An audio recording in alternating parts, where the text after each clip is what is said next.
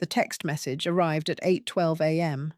I was sitting by the window sipping lukewarm tea when my phone buzzed twice on the table beside the half-finished baby blanket I'd been crocheting for weeks.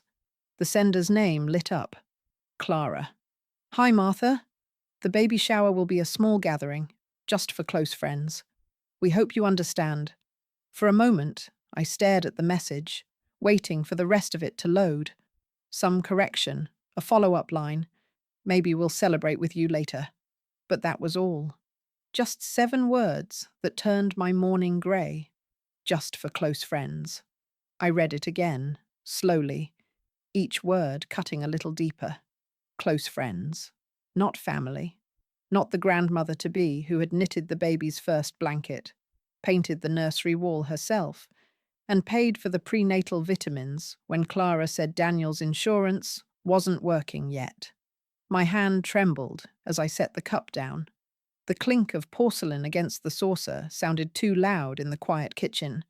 Outside, rain ticked against the glass, soft and persistent, the kind of drizzle that blurred everything, even the line between pride and heartbreak. I typed a reply, deleted it, typed again. Finally, I settled on the same politeness that had kept peace in this family for 3 years. "Of course, dear. I wish you both a beautiful day." I added a heart emoji, not because I felt it, but because silence would have felt colder. Then I placed the phone face down and looked around my dining room. The fresh bouquet of lilies I'd bought yesterday, the pastel ribbons laid out for wrapping, the tiny silver rattle in its box. Everything I'd prepared for the celebration I wasn't invited to. The air smelled faintly of lemon polish. I had cleaned the whole house last night, thinking maybe after the party they'd stop by. Maybe they'd bring cake. Maybe they'd ask me to hold my grandchild's first ultrasound photo in person instead of through a text. I tried to swallow the ache pressing against my throat. "It's just hormones," I told myself, echoing the excuse Daniel always used when Clara's words cut too sharp. "She's under stress. She'll come around." But deep down, I knew better. Some exclusions aren't accidents. They're declarations. I stood up and walked to the cabinet by the window. On the top shelf sat the photo frame from Daniel's wedding. Clara in white lace, Daniel's arm around her shoulders, and me beside them, smiling wide enough to hide the sting of knowing my name hadn't been printed on the seating chart. Even that day, I'd told myself, "Don't make it about you." The kettle clicked off behind me. I poured more tea, though I couldn't taste it. After a long minute, I opened the drawer and took out the roll of ivory wrapping paper. The baby rattle gleamed under the kitchen light as I tucked it into a box and tied it with a soft blue ribbon. My hands were steady again, calm, deliberate, as if the act of giving one last gift could keep the thread of family from unraveling completely. When I slipped the small card inside, "With love, Grandma," I paused. The word grandma looked fragile, almost apologetic, written in my neat cursive. I sealed the envelope before I could change my mind. As I gathered my things to head for the post office, I noticed something unusual in the pile of mail on the counter. An extra envelope, unmarked, thin, tucked behind the baby shower invitation Clara had sent last week. No name, no stamp, just her return address in the corner. I frowned, turning it over. Probably another thank you note, I thought, or a misplaced card. I placed it near my cup to open later. Outside, the rain had stopped, leaving the world damp and shining. I slipped on my coat, placed the small gift in my bag, and locked the door. At the mailbox, I hesitated for a second before letting the parcel fall through the slot. Watching it disappear, I felt something in my chest loosen and then tighten again. That strange mix of surrender and sorrow that only mothers understand. When I returned home, the house felt too quiet. The unopened envelope still lay beside my teacup, a faint crease running down its middle like a frown. I meant to open it, but exhaustion won. I folded the blanket neatly over the back of the chair and told myself tomorrow would be better. Tomorrow, maybe, someone would call. Tomorrow, maybe, my son would remember I exist. The clock ticked on, indifferent. Outside, thunder rumbled in the distance. Soft, like a warning. By morning, the rain had cleared, leaving a thin layer of dew across the roses in my front garden. The world felt too quiet, one of those silences that settles after disappointment, heavy and polite. I woke early, dressed neatly, even though I had nowhere to go, and placed the small gift box on the table as if it was something sacred. The wrapping looked beautiful. Ivory paper, tied with a pale blue satin ribbon. I'd added a card inside. For my grandchild. With all my love. Just 7 words. Simple and clean. No guilt. No bitterness. It wasn't the baby's fault that adults build walls around love.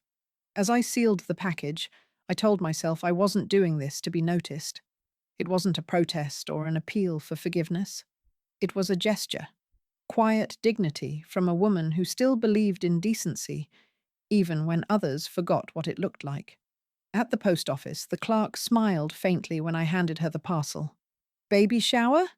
she asked, glancing at the label. "Yes," I said, forcing a small smile. "For my family." She didn't need to know that my invitation had been revoked. When I came home, I felt lighter for a moment. Maybe sending that gift would ease the tension. Maybe when they opened it, Clara would feel a flicker of remorse. Maybe Daniel would remember the kind of home he came from. A home that didn't trade love for convenience. I hung my coat by the door and noticed the unmarked envelope still sitting by the window where I'd left it yesterday. White, clean, almost delicate, like something that didn't belong in my cluttered little kitchen. It had been tucked between the folds of the invitation Clara mailed me weeks ago. I turned it over again. No name, no handwriting. Just her return address, stamped faintly in the corner. It was thin, light, probably nothing important. Still, curiosity lingered. I slipped my nail under the flap, but stopped halfway. Later, I told myself. You've had enough emotions for one morning. So I placed it beside my teacup again and went about my small rituals, watering the ferns, folding yesterday's laundry, feeding the neighbor's cat, who always seemed to prefer my porch to its own home. At noon, the sunlight broke through the window, painting golden lines across the table. The envelope glowed faintly in the light, as if waiting to be seen. I smiled at the thought. It was almost poetic, how paper could look so patient.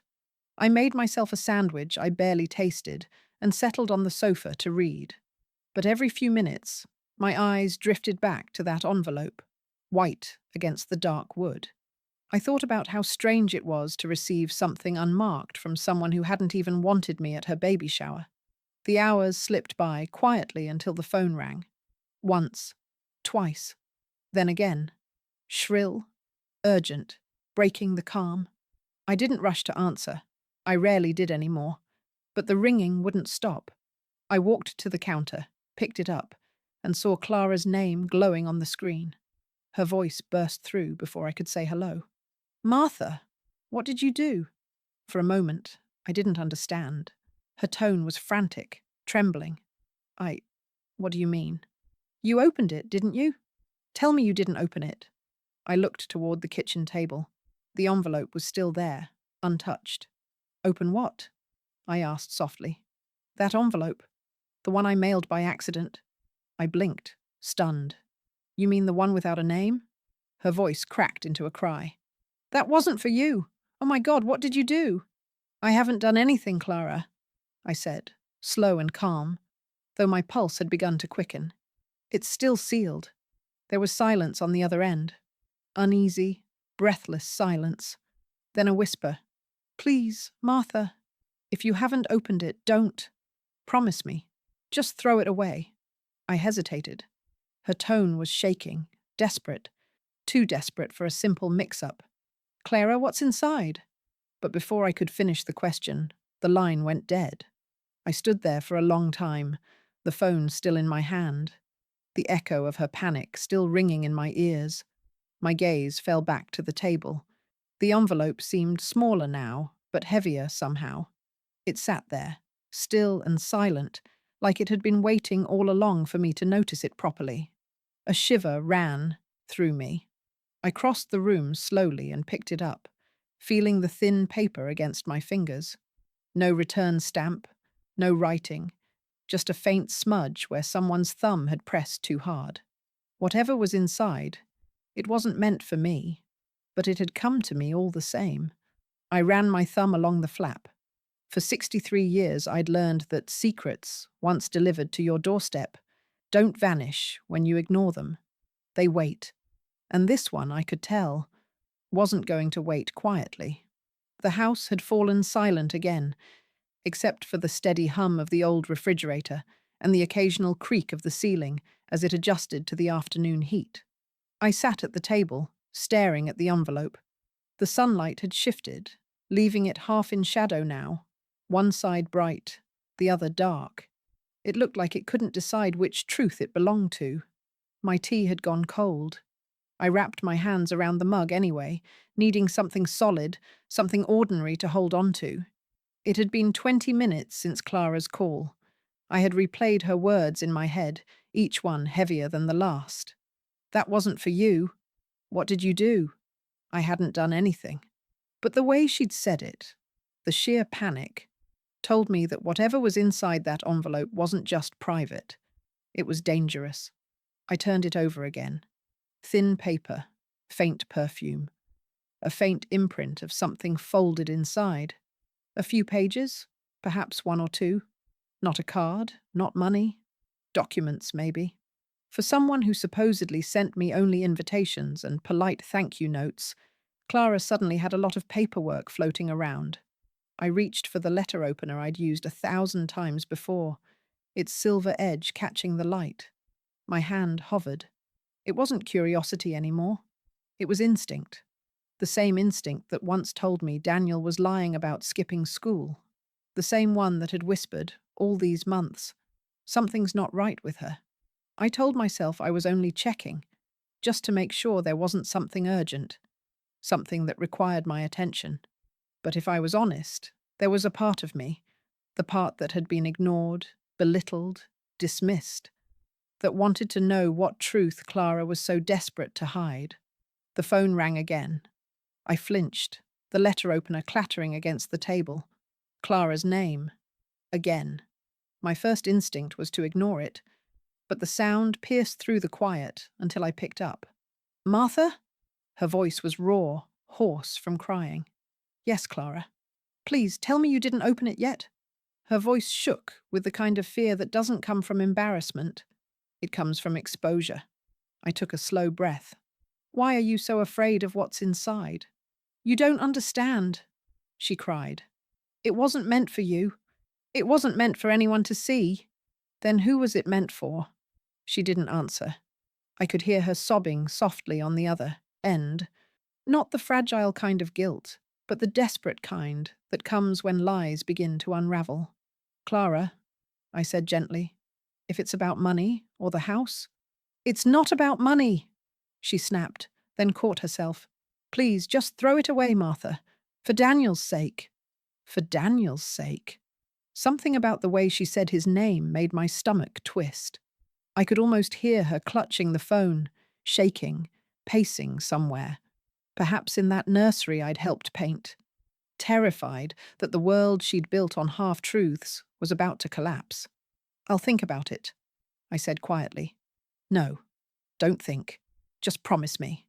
But before I could respond, a muffled voice came through her line. Daniel's voice. "Clara, what's wrong? Who are you talking to?" Her breath caught, sharp and panicked. "Nothing. It's just your mum." And the call disconnected. The silence that followed was deafening. I lowered the phone slowly, staring again at the envelope. It sat there, small and innocent looking, but my heart thudded in my chest as if I were holding something alive, something waiting to breathe. Outside, a gust of wind rattled the window. The curtain fluttered like a heartbeat. I thought about all the times I'd been told to mind my own business, to stay out of their marriage, to let them handle things privately. But this envelope hadn't come to me by choice. It had been sent here, to my name, my address, my hands, and in my 63 years, I'd learned that fate doesn't make delivery mistakes. I placed the blade against the edge, just enough to slip it under the flap. The paper gave a soft sigh as it tore. For a second, I closed my eyes, my pulse in my throat, my breath shallow. Then, with trembling fingers, I pulled out what was inside, a folded sheet of paper and a smaller handwritten note clipped to it. At the top of the printed page, one bold line stared back at me in black ink. Paternity test results. Confidential. My hands went cold. I stared at the line until the letters began to blur, and even before I unfolded the page, I knew, whatever this was, whatever she'd tried to keep from me, it wasn't a mistake. It was the truth she'd feared the most. For a long moment, I couldn't unfold it. The page trembled between my fingers, light as a leaf, but heavy as guilt. My reflection shivered faintly in the dark window pane, an old woman holding a truth she didn't ask for. Finally, I sat down. My knees felt unsteady, and my throat had gone dry. The clock ticked twice before I opened the folded paper fully. The words were sharp, clinical, merciless in their simplicity. Test result: excluded. Probability of paternity: 0.0% names. Subject 1, Daniel Richter. Subject 2, Clara Evans. Child, fetus. Estimated gestation, 28 weeks. And then, clipped beneath it, a small handwritten note on soft cream, stationery. I recognized Clara's careful, rounded handwriting, the same script she used on birthday cards and grocery lists. I'm sorry. I'll tell him after the baby's born. I just can't do it right now. He's good to me, and I can't lose both of you. The ink had bled slightly at the edges, as if written through tears, but not the kind of tears that come from love, the kind that come from fear. I sat, frozen, staring at the two papers, the truth echoing louder than any scream. The baby wasn't Daniel's. A cold wave washed through me, starting from my chest and spreading to my fingertips. The air in the kitchen thickened. Somewhere outside, a car door slammed and a dog barked, both distant and unreal. I tried to breathe, but my chest felt heavy, not from shock alone, but from recognition. For months, maybe longer, something inside me had known. The small signs, her distracted glances, the sudden disappearances, the way she flinched when Daniel mentioned baby names. I had brushed them away, convincing myself it was just hormones, just stress. But mothers know. I set the papers gently on the table, my hands trembling. My heart was breaking. Yes, but not for Clara. For Daniel, my only son. My boy who had built his life around loyalty and trust, who had once cried in my arms after his father's funeral and promised, "I'll never lie to you, Mum." Now someone else had lied to him. And worse, with his child's name on her lips. I looked toward the photograph on the wall. Daniel and Clara smiling at last year's Christmas dinner. She had worn a red dress, and he'd draped his arm around her shoulders. I'd caught the moment with my phone, unaware that behind that perfect smile, deceit was already growing like mold under paint. I stood slowly, pacing the length of the kitchen. Each step was heavy, deliberate, as if walking through years of misplaced trust. I poured a glass of water and tried to drink, but it sat untouched. My throat had closed around something too large. Betrayal, perhaps, or pity. The phone lay on the table beside the papers, silent now. I imagined Clara pacing her own house, terrified, waiting for a message that would never come. Did she think I'd hide it? Did she imagine I'd keep her secret, as I'd kept so many small humiliations for the sake of peace? I stared at the note again. I can't lose both of you. Both. That meant there was someone else. The father of her child. Someone she had already lost, or feared losing. My stomach turned. I pressed a hand to my lips, whispering into the empty room, "Oh, Daniel." My poor boy. The thought of telling him felt unbearable. But silence, I knew, was its own kind of cruelty. Every word on that page was a slow knife, and the longer I held it, the deeper it would cut. I folded the letter carefully, the way a nurse folds a bandage. There was a strange, cold steadiness in me now, the kind that comes only after the heart has finished breaking. I placed the envelope back where I found it, but not sealed this time. There was no point pretending ignorance. Some truths, once opened, could never be closed again. A knock startled me. 3 soft taps against the door. Through the glass, I saw Daniel's familiar outline, tall, weary, holding something in his hands. A bouquet of white lilies, their petals still damp. My pulse stopped for a second. He smiled faintly when I opened the door. "Hey, Mum," he said, as if nothing in the world had changed. I stepped aside to let him in. "You're here early." He shrugged, setting the flowers on the table, right beside the open envelope. "Clara said she sent you a package by mistake. I told her I'd come check if it arrived." I froze. His eyes followed mine to the table. The papers lay there, half in the light, half in shadow, just like before. He frowned. "Mum, what's that?" I swallowed, my voice quiet. "Something Clara sent me. Something I wasn't supposed to see." He stared at me, confusion softening into unease. "What do you mean?" I met his eyes, the same blue eyes he had as a child, when he'd ask questions I didn't want to answer. "Daniel," I said gently, "you should sit down." He blinked, half smiling, trying to read my tone. "Mum, what's going on?" The lilies trembled slightly in their vase. I wanted to reach out and hold his hand, to prepare him, but the words lodged in my throat. I looked at the envelope once more. The truth he was about to see, the life he was about to lose. And before I could say anything more, he stepped forward, picked it up, and began to read. Daniel stood there, frozen, his eyes darting over the words on the page as though reading a language he didn't want to understand. The colour drained from his face. The lilies he'd brought, the same kind his father used to plant in our garden, trembled in his hands before sliding from his grip. They landed softly on the floor, white petals scattering like fallen snow. For a moment, there was no sound at all, only the soft tick of the wall clock and the faint hum of the refrigerator, oblivious to the world breaking quietly in my kitchen. Then, Daniel's voice, hoarse, almost a whisper. "Mum, this can't be right." He blinked hard, as if the words would rearrange themselves into something harmless. "These things can be wrong sometimes, right?" He looked at me, searching for comfort, the way he did when he was a boy and scraped his knee. Back then, a bandage and a kiss could fix everything. Now there was no bandage big enough for this wound. I said nothing, because lies, even kind ones, have no place beside a truth this cruel. He dropped the papers on the table. The edges fluttered in the air like weak wings. "Where did you get this?" "She sent it," I said softly. His jaw tightened. "She sent it? To you?" "She said it was an accident." He stared at the letter again, confusion and betrayal warring on his face. "An accident. Or fate," he murmured. His voice cracked at the last word. He began pacing, slow at first, then faster, each turn sharper than the last. "I don't understand. We've been together for years. She wanted this baby so badly.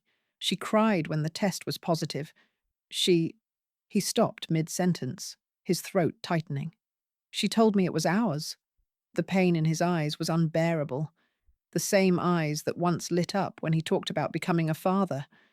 I remembered how he'd painted the nursery himself, choosing yellow walls because he said it was a hopeful colour. Hope. That's what was dying in him now. He turned to me, his voice shaking. "Did you read it all?" I nodded.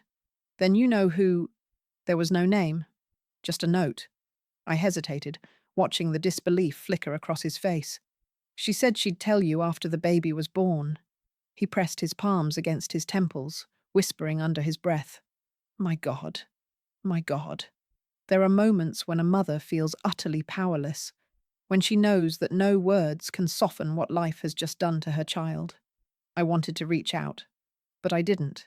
Sometimes touch feels like pity, and pity is the one thing pride refuses to accept.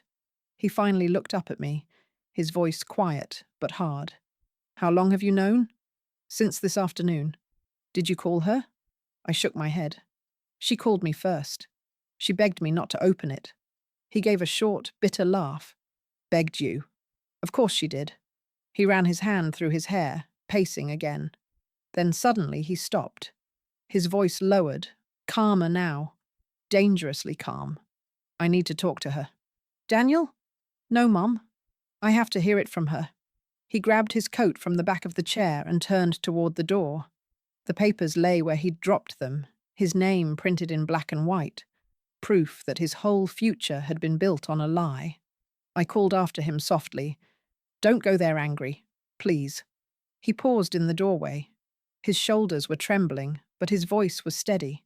"I'm not angry," he said. "I'm broken." And then he was gone. The door closed behind him, leaving the faint echo of his footsteps fading down the path. I stood there for a long time, surrounded by the smell of lilies and the ghost of every moment I'd ever protected him.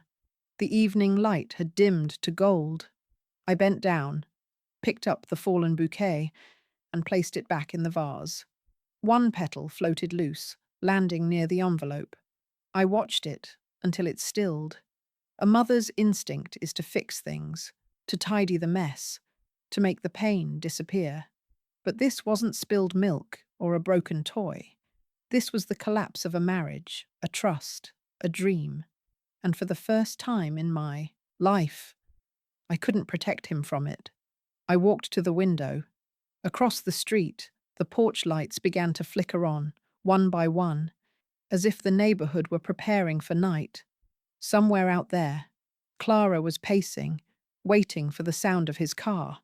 I pressed my hand against the glass, my reflection faint in the darkening pane. "Please," I whispered, to no one in particular, "let him be gentle, and let the truth do what it must." Behind me, the clock struck 7. The house felt unbearably quiet, the kind of silence that doesn't comfort, but condemns. I sat down again, the same spot where the letter had first unfolded my world. I looked at the lilies, pure white, unsullied by what had just happened, and thought how strange it was that beauty could exist in a room that had just witnessed devastation. The phone lay beside me. I didn't touch it. Not yet. I knew it would ring again, and when it did, nothing in my life would be the same. That night, the house seemed to breathe with me, long, uneven sighs that echoed through the walls. Every sound felt louder. The tick of the clock, the hum of the refrigerator, the whisper of the curtains moving in the draught. I sat at the kitchen table with the lamp dimmed low, the unopened tea still cold beside me, and watched the phone like it was something alive. I kept thinking it would ring, that any moment Daniel would call, his voice thick with pain or anger, or worse, not call at all. The envelope still lay there on the table, its edges curling slightly from where he'd held it too tight. The truth it carried had already done its damage, and yet it felt unfinished, like the silence before thunder. I tried to distract myself with small things. I wiped the counter that was already clean. I washed a single cup twice. I rearranged the lilies that had begun to wilt. Each movement was mechanical, a ritual to keep my hands busy while my thoughts spun out of control. When you reach a certain age, silence isn't just absence, it's presence. You feel it pressing against your ribs, reminding you that the world has gone still because something inside it has broken. Around 9, I turned on the small lamp in the living room, the one Daniel bought me years ago for Mother's Day. He said it reminded him of sunlight, even in winter. I remember laughing, telling him I didn't need a lamp to remember light. Now, I wasn't so sure. I sank into the armchair by the window, my knitting basket untouched at my feet. I wanted to cry, but the tears wouldn't come. Perhaps I'd already cried all my tears in years past, for my husband's heart attack, for the long nights alone, for the distance that had quietly grown between me and the only family I had left. When Daniel married Clara, I thought I'd gained a daughter. Instead, I'd gained a stranger who smiled with her lips and measured every word she spoke. There had always been a thin veil between us, polite, shimmering, and utterly impenetrable. Still, I tried. Birthdays, anniversaries, dinners. I listened more than I spoke. I learned when to step back, when to nod, when to say, "You're right, dear," even when she wasn't. That's what mothers do. We learn the art of gentle surrender. But that letter had torn the veil clean in half. I glanced at the clock again. 9:27. The minutes were stretching themselves thin, each one a thread of worry tightening around my heart. Finally, I couldn't bear the waiting anymore. I stood, pulled on my cardigan, and went to the back porch. The air was cool, carrying the smell of wet grass and the faint, sweet scent of honeysuckle. Somewhere, a dog barked twice, then stopped. Across the street, Clara's house was dark except for the nursery window, the same one I'd helped paint in soft yellow just months ago. I could see movement inside, shadows pacing back and forth. It might have been Clara, or Daniel. A cold wave of memory hit me. Daniel, at 6 years old, storming into my room with tears on his cheeks because a boy at school called him poor. I'd held him then, whispering that worth isn't measured in things, but in truth. I wondered what that boy, now a man, was doing in that yellow-painted room. Was he screaming? Was he crying? Was he sitting in silence the way I was? I went back inside. The house felt emptier than before. At 10:02, I finally picked up my phone and called Father Raymond. He had been a quiet constant in my life, a kind man with soft eyes and a voice that always sounded like patience. "Father?" I said, my voice trembling. "I need some advice." He listened as I told him everything: the letter, the mistake, the silence, the fear that the truth had shattered more than it should have. He didn't interrupt.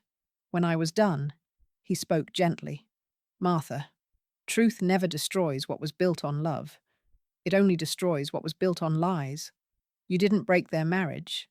It was already broken. You just opened the window and let the light in." His words settled deep inside me, soft but firm. "Still," I said quietly, "sometimes I wish I'd left the window closed." He chuckled softly. "If you hadn't, you'd be sitting there wondering what was on the other side. Silence is heavier than truth, Martha. It sinks the soul." After I hung up, I sat in the same chair for a long time, thinking about what he said. He was right. Silence does sink you. But tonight, it wasn't silence that weighed on me. It was pity, because I knew that when Daniel finally called, and he would, the boy who answered to my name would no longer be the same. At 11:48, the phone finally rang. The sound startled me so hard, the cup in my hand nearly fell. I stared at the screen. Daniel. My thumb hovered above the button, my breath shallow. I pressed it. His voice came through low, cracked, exhausted. "Mum, can I come over?" There was nothing else to say. "Yes, sweetheart," I whispered. "Come home." It was just past midnight when I heard his car pull into the driveway. The headlights swept across the living room wall, pale gold light spilling over old photographs, catching on the vase of lilies that now looked wilted and bruised. I opened the door before he could knock. Daniel stood there, his hair disheveled, face streaked from either rain or tears. His shirt was wrinkled, half untucked, his tie gone. He looked like a man who had been walking in circles through his own life and finally realized there was no exit. "Hi, Mum." His voice was low, almost childlike. "Come in," I said softly. He stepped inside, silent, his shoes leaving damp prints on the wooden floor. I took his coat, but he didn't seem to notice. He went straight to the kitchen and sat at the same table where the letter had been opened, the table where his world had quietly collapsed just hours ago. The papers were still there, He didn't look at them. He didn't need to. Did she tell you anything? He asked, voice flat.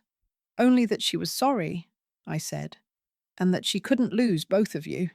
He let out a sharp laugh that wasn't really a laugh, just a broken sound that left his mouth because pain needed somewhere to go. She kept saying that too, he murmured. Kept saying, please don't hate me. It was only once. Only once, Mom. Like betrayal has an expiration date.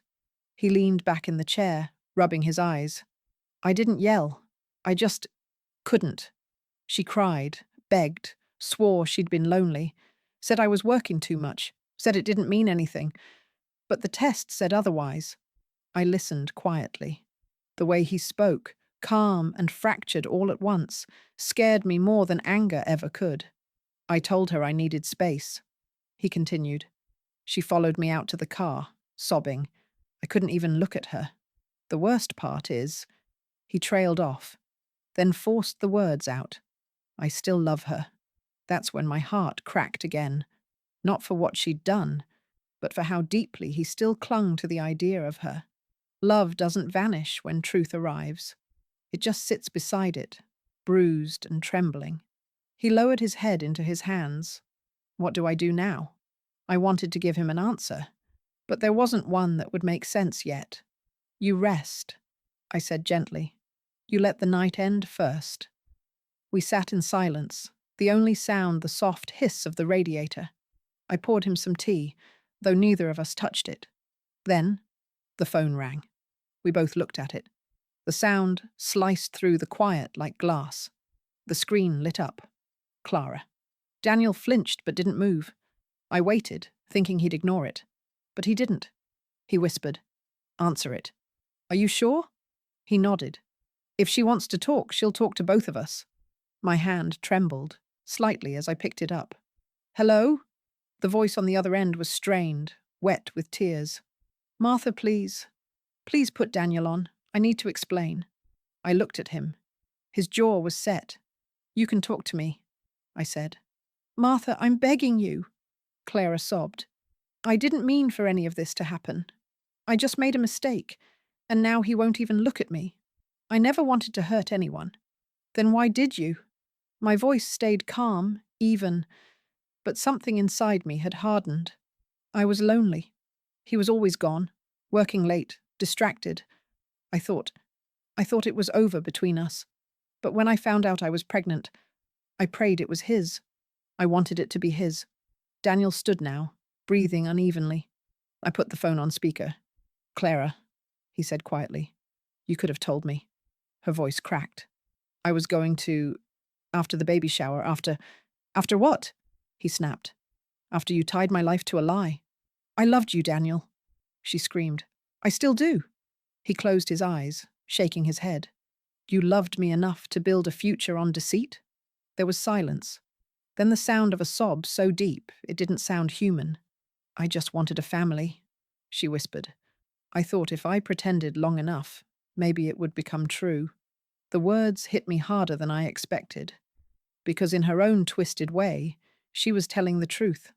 I'd known women like her, women who thought they could fake their way into happiness, not realizing that lies rot even the sweetest dreams. Daniel's voice was quiet now, almost gentle. Clara, you didn't just break us. You broke me. She tried to speak, but her voice was lost in tears. Then suddenly, the line went dead. The silence that followed was immense. Daniel sank back into the chair, his face buried in his hands. It's over, he said finally. There's nothing left to fix. I wanted to tell him he was wrong, that time could heal, that forgiveness could bloom again. But that would have been a lie, and tonight we'd had enough of those. I reached across the table and took his hand. His fingers were cold, trembling slightly. For a long while, neither of us spoke. Then softly I said, You'll survive this, not because it doesn't hurt, but because you were raised to face pain with truth. He nodded slowly. You always said truth hurts less than silence. It does, I whispered. But tonight, it hurts all the same. Outside, wind brushed against the window. rattling the glass like someone trying to get in. The world felt different now, heavier, quieter, real. And though I didn't know what morning would bring, I knew one thing for certain. The worst had already arrived. And we were still standing. The next morning arrived without sunlight. The sky was the color of damp wool, heavy with clouds that pressed close to the earth. Daniel hadn't slept. I could tell by the way he sat on the edge of the couch, elbows on his knees, staring at the same cold cup of tea he hadn't touched. I didn't sleep either. Every few minutes, I'd rise to check on him, as if he were still my little boy with a fever that love alone could break. But this fever came from truth, and love was powerless against it. Around 7, his phone began to buzz again. 3 missed calls from Clara, then a fourth. Finally, a message. "Please, Daniel, I need to see you. I'll wait at the house." He stared at the screen for a long time. "She won't stop until I go," he said quietly. I wanted to tell him to rest, to give it time, but I knew the storm had to finish what it started. Some truths can't stay half open. "Go?" I said softly. "End it properly." He nodded once, got up, and grabbed his jacket. Before leaving, he turned to me. His voice cracked. "Mum, thank you for not keeping it from me." I wanted to tell him I would have given anything not to be the messenger of his heartbreak. But instead, I just whispered, "You deserve honesty, even when it hurts." When the door closed behind him, the house felt suddenly old, the kind of quiet that seeps into the walls. I tried reading, cleaning, even baking, anything to fill the emptiness, but nothing worked. So I waited. Waiting, I've learned, is the cruelest part of motherhood. You spend half your life doing it, waiting for them to come home, to call, to heal. It was nearly noon when I heard the car again.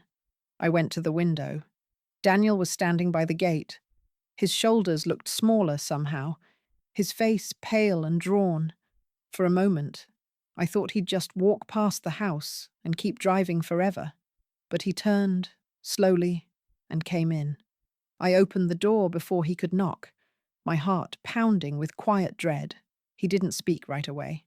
He took off his jacket, hung it carefully, and then just stood there, staring at the lilies on the table. Now wilted completely, their petals curled inward like they were mourning too. "She confessed everything," he said finally.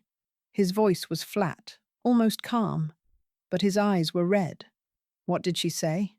"That it started last year, when I was traveling for work. She said she didn't mean for it to happen, that it was a mistake, that she thought I'd left her long before she betrayed me." He gave a bitter smile. "Funny thing about betrayal, it always sounds like an accident when you're the one doing it." He sat down, resting his elbows on the table, rubbing his temples. "She begged me to forgive her. Said she'd raise the baby alone if she had to. Said she didn't want to lose her family." He let out a shaky breath. "I asked her who the father was. She refused to say." I could see the pain pulling at him, carving new lines across his face. "What did you do?" I asked gently. "I told her I wanted a test. Another one, official, this time from the hospital." She didn't even argue. That's when I knew she already knew. He looked up, eyes glassy with disbelief. "She tried to hug me, Mum. Tried to hold me like nothing had changed. I couldn't. I just couldn't." He covered his face with both hands. "I told her it was over. That the moment she lied, our marriage ended. She started screaming. Said I was cruel, heartless, that I didn't understand how scared she'd been." He dropped his hands, staring down at the table. "And then she said something that broke me." I waited. She said, "You would have been a terrible father anyway." The words hung in the air like smoke. For a moment, neither of us breathed. I moved to his side and placed a trembling hand on his shoulder. "Don't let her words define you," I whispered. "Broken people will always try to hand you their shards." He nodded faintly, eyes distant. "I know, but it still cuts." Outside, the wind began to rise, rattling the window pane. Somewhere far away, thunder rolled. Low, steady, inevitable. She's packing her things now, Daniel said after a while. She said she'll stay with her sister until the baby comes. I told her I'd take care of the legal stuff later. You did the right thing. He exhaled. Then why does it feel like dying? Because something did die, I said softly. The illusion. But not you, and not your goodness. He looked at me then, really looked, and I saw the boy I used to tuck in at night, the one who believed that love was supposed to make everything safe. Now he knew better. I'll go upstairs, he said, voice tired. I just need a little time alone. Of course, I said. When he disappeared up the steps, I stayed there, listening to the sound of his slow, uneven footsteps fading down the hall. Then, finally, I let myself cry, quietly, into my hands, the way only mothers cry when their children are too old to see it. Outside, the storm finally broke. Rain began to fall against the windows, steady and unrelenting. It washed against the house like forgiveness that came too late. 3 days passed. Rain came and went. The clouds shifted, the wind softened, but inside the house nothing moved. Grief has a way of stopping time, of slowing even the smallest things. The kettle took longer to boil. The floorboards seemed to creak more quietly, as if the whole house was holding its breath. Daniel barely spoke. He spent most of his time in the guest room upstairs, the one that still smelled faintly of paint and cedar. Sometimes I'd hear the muffled shuffle of his feet, or the faint click of the light switch in the middle of the night, but he never came down until morning. When he did, his face was pale, his eyes bruised from sleeplessness. He'd sit at the table, drink half a cup of coffee, then disappear again. I didn't push. Silence was the only thing that didn't make him flinch. Clara's name never crossed his lips, but it floated between us anyway, heavy and invisible. The ghost in every quiet moment. It was on the 4th morning when the world intruded again. My phone buzzed while I was watering the plants on the windowsill. A message from an old friend at church, Ruth. Martha, are you all right, dear? I saw something on Facebook. Call me when you can. My stomach tightened. I hadn't used Facebook in weeks, but something in her tone made me open it right away. And there it was, Clara's post. A soft photo of her sitting on a couch, one hand on her rounded belly, eyes red but gentle. The caption was long. Too long. Sometimes life gives you the hardest tests. Some people abandon you when you need love most. Some families judge instead of forgive. I've decided to raise my baby alone, surrounded by real love and kindness. Please, no hate. I just want peace for me and my child. Within minutes, the comments were filling with sympathy. Stay strong, Clara. You deserve better. He doesn't know what he lost. My hand trembled. I set the phone down carefully. I didn't need to show Daniel. He came down 10 minutes later, phone already in hand, eyes blazing. She made me the villain, he said flatly. She's telling everyone I abandoned her. His voice cracked with restrained fury. She's playing the victim, like she always does. He handed me his phone. Look at this. Even my co-workers are commenting. There was a photo of them at last year's anniversary dinner. Her head on his shoulder, the caption edited to, "Once, I thought, forever meant forever." I watched him pace. She's destroying me publicly while I'm still trying to process what she did privately. I wanted to tell him not to look, not to feed the wound. But how do you tell someone not to stare at the fire that's already burning their house down? She's scared, I said carefully. People who lose control reach for sympathy. It's the only way they can rewrite the story. He turned to me, eyes hollow. Then maybe I should tell my side. I shook my head. No, Daniel. Let silence speak for you. Truth has its own timing. She's loud now because she's desperate. The quiet ones, the ones who know, they always last longer. He sank back into the chair, covering his face with both hands. I don't even know if I want to fight anymore. You don't have to, I said. You just have to live. That's punishment enough for people who thrive on chaos. To see you rebuild." He didn't answer. But later that night, I heard him on the phone, his voice calm, clipped, formal. A lawyer, maybe. He was already beginning the process of detaching his life from hers. The next morning, he left early for work, though I knew he wouldn't stay long. It was his way of pretending the world still had structure. By noon, an envelope came through the mail slot. I picked it up absent-mindedly, expecting bills or junk mail. But when I saw the sender's address, law offices of Grayson and Bloom, my heart gave a small, startled jolt. It was addressed to Daniel, but curiosity, or maybe dread, made me hesitate before calling him. The return address was familiar, Clara's maiden name scribbled in the reference line. I set the envelope on the table, next to the vase of dying lilies. When Daniel came home that evening, soaked from another cold rain, I handed it to him. He tore it open with tired hands, skimmed the papers, and exhaled sharply. "It's from her lawyer," he said. "What does it say?" He looked at me, eyes dark with disbelief. "She wants financial support. She's claiming emotional damages. Says I abandoned her during pregnancy. And she's including my inheritance from Dad's estate as part of the negotiation." I felt the blood drain from my face. "Your inheritance? She has no claim to that." He nodded slowly. "I know, but she's trying anyway." He placed the papers on the table, his fingers trembling. "She must have found the documents in my desk, the ones about the trust." I stared at him, realizing the scope of it. Her desperation, her manipulation, her willingness to twist anything to survive. "She's not done with me yet," Daniel said quietly. "Not until she's taken everything she can." The room felt colder, heavier. I could see it in his face. He wasn't just grieving a marriage anymore. He was preparing for a war. I wanted to tell him to let it go, that no amount of money could buy peace. But I also knew the damage wasn't just emotional now. It was calculated. He gathered the papers, stacking them neatly, almost clinically. "I'll talk to my lawyer tomorrow," he said. "I won't let her take another thing from this family." And then, more softly, almost to himself, "I just wish I knew when she stopped loving me." I didn't have an answer. No one ever does. That night, I lay awake, staring at the ceiling, listening to the sound of rain against the window.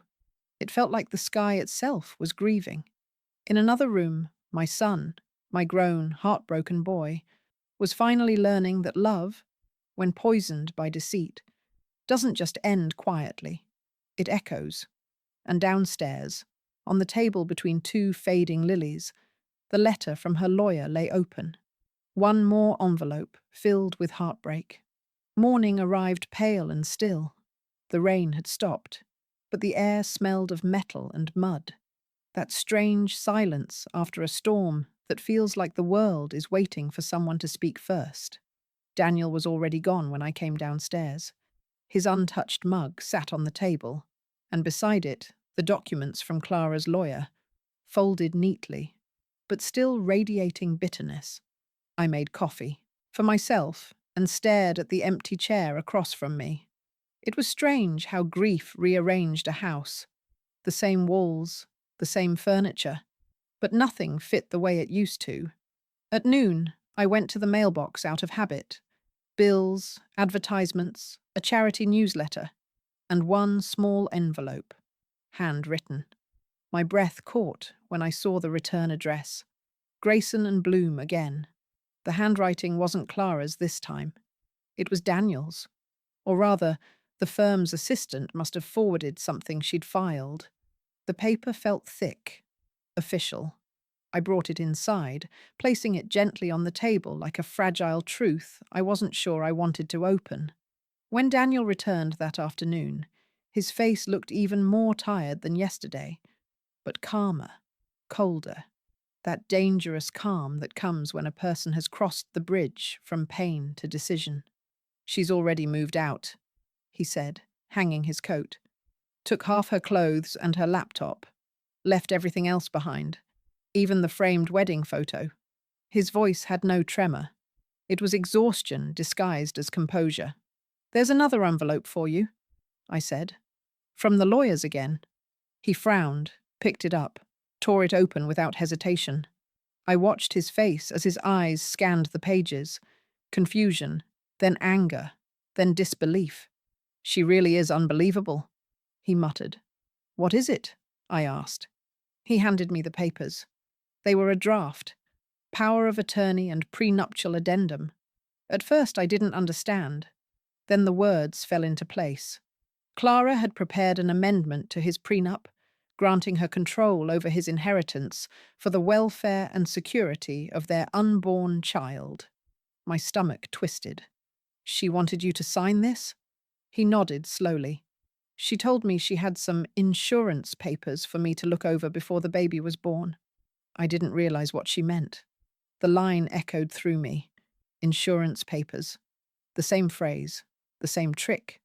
The oldest manipulation. A lie dressed as concern. "She must have forged the draft," he continued. "She never got my signature, but she filed the intent.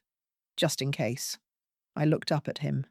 "Daniel, this wasn't love. This was preparation." He sank into the chair, his shoulders slumping. "She's been planning this since the day she found out she was pregnant. Maybe even before." I sat beside him quietly. There was nothing to add. Betrayal this calculated didn't need adjectives. For a long moment, neither of us spoke. Then, softly, he said, "You know what hurts the most, Mom? That she knew I'd never suspect her. She used my trust as her shield." I touched his hand gently. "And still, you found the truth. That's what matters now." He gave a faint smile that didn't reach his eyes. "I wish finding the truth made it hurt less." "It doesn't," I said, "but it makes you free." He nodded, staring at the papers. "The lawyer says she has no legal claim over Dad's trust, but we'll need to prove intent. It's going to get messy." "Then we'll get through the mess together," I said firmly. He looked at me, really looked, as if seeing something familiar he'd forgotten. "You always said people reveal themselves when money enters the room." "I said money doesn't change people," I corrected softly. "It only shows who they already were." Outside, thunder murmured again, distant this time, fading into the horizon.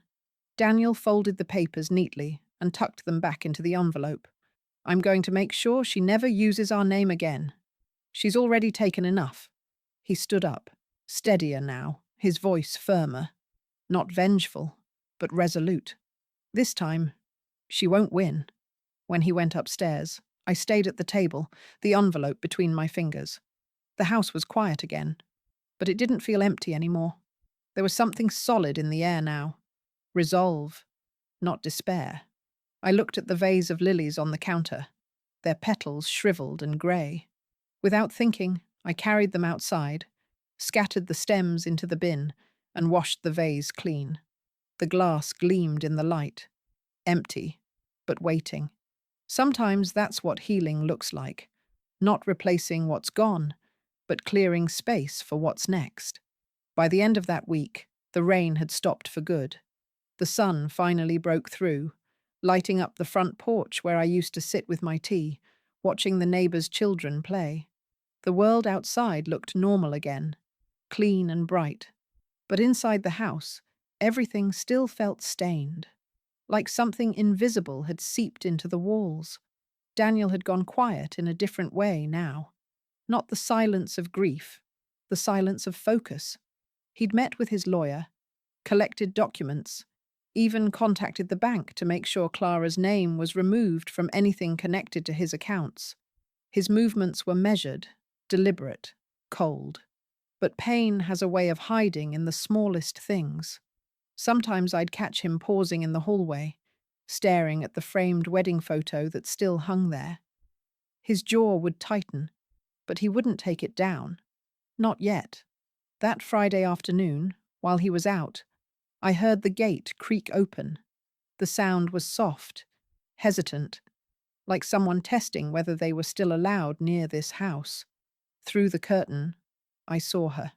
Clara stood at the edge of the path, a coat draped around her shoulders, her belly visibly heavier now. Her face was pale, hair pulled back hastily, eyes swollen from crying. For a second, she just stood there, staring at the house. Then she started walking up the steps. I opened the door before she could knock. "Martha, please," she said immediately, her voice trembling. "I need to talk to him. He's not here," I said evenly. She looked over my shoulder, as if she didn't believe me. "Please, just for a minute. I can explain." I stepped outside and pulled the door nearly shut behind me. The air between us was cold and heavy. "There's nothing left to explain." Her lips quivered. "You don't understand. I made a mistake. One mistake. And now he's punishing me like I'm some kind of criminal. He won't even answer my calls. Daniel doesn't owe you words anymore," I said quietly. "You used them all." She flinched, tears spilling down her cheeks. "You think I don't hate myself for it? I wake up every night sick with guilt, but I can't change what happened. I just want a chance to make things right before the baby's born." I studied her face. Beneath the exhaustion and panic, I saw something else. Fear. Not of losing Daniel, but of losing the life she had built around his name. "This isn't about the baby, is it?" I asked softly. She froze, her eyes darting away. "Of course it is. I want my child to have a father. Then you should have thought of that before you chose someone else's." Her mouth opened, then closed again. For the first time, she had no defense. Her voice cracked. "You think you're better than me, sitting in your perfect house with your perfect morals. You don't know what loneliness does to a person." I met her gaze, steady and calm. "I do. I've lived it longer than you've been alive, but I never used it as an excuse to destroy someone who loved me." Her breathing grew unsteady, her hands shaking as she clutched her coat. "You ruined everything," she hissed. "If you hadn't opened that letter—" "I didn't ruin anything," I interrupted. "I only read what you sent me. You destroyed your own house, Clara. I just happened to be standing at the door when it fell." She stared at me, stunned, her lips trembling. "I thought you'd understand," she whispered. "You of all people should understand what it's like to be alone." "I do," I said. "But I also know that being alone is better than being loved by a liar."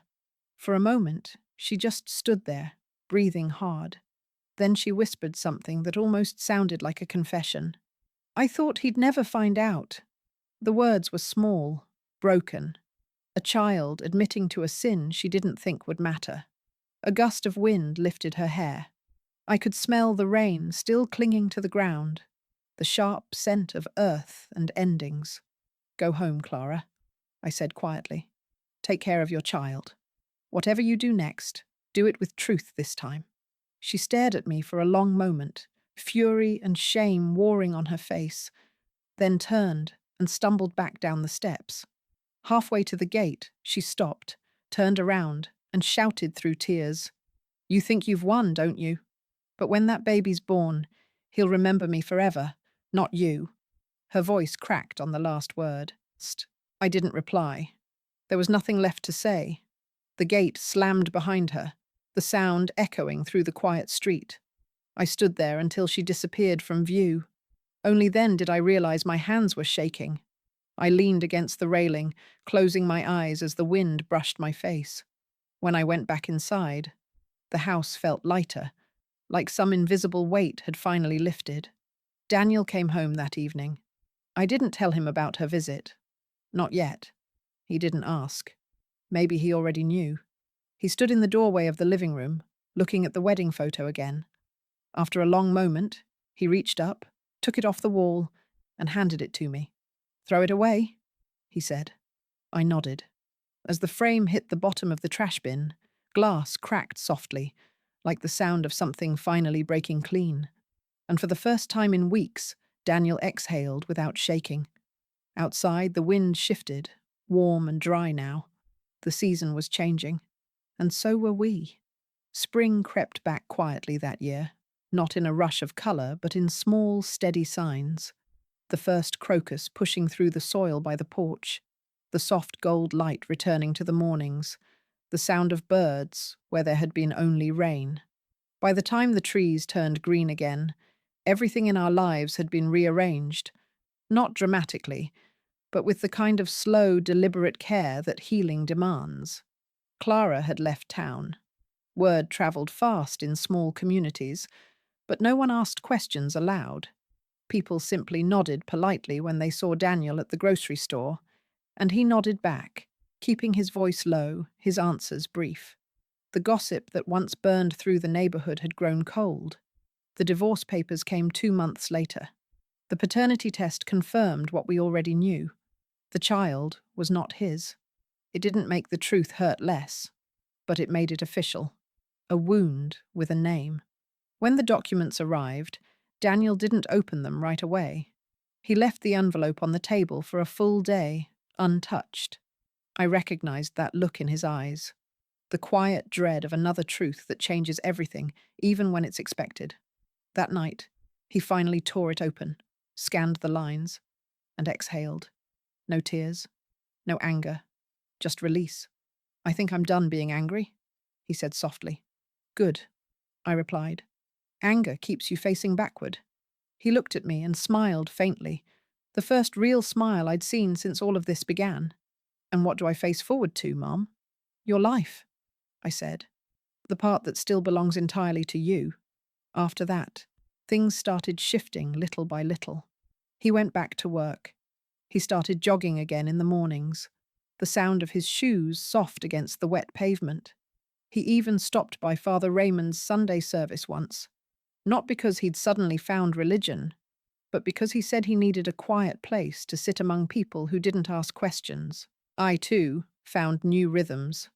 I joined a small book club at the library downtown, a circle of women who spoke softly but laughed loudly. It was strange at first, sitting among strangers, but comforting too. There's something about shared solitude that binds people quickly.